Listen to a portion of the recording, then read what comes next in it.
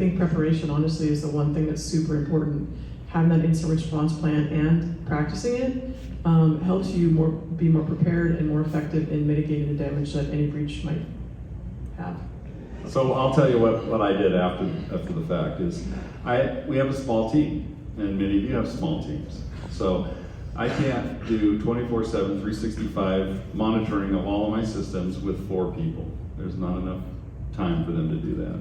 So we partnered with somebody who could do that with us, so that we have a much more assurance that anything that might happen in our network in the future, which will happen. There'll be some either phishing thing or there'll be another breach through a vulnerability that hasn't been detected yet. It will happen, but we are in a much better position now to know that something's happened and been injected into our network that we can then take action on and not wait 4 months and be hit with a ransomware attack. So for me, it's if I feel much better, I don't feel completely at ease, but I feel much more at ease that we have the means now of at least improving our ability to detect and then mitigate before the crisis occurs.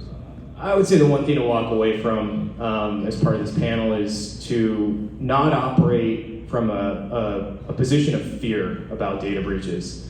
If you think about us as humans, right, when you fear something, you naturally shy away from it. You don't want to address it, you sweep it under the carpet.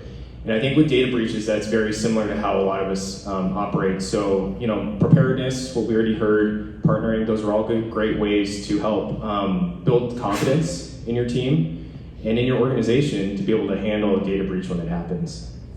The way I like to think of it is, all of these things are incredibly valuable.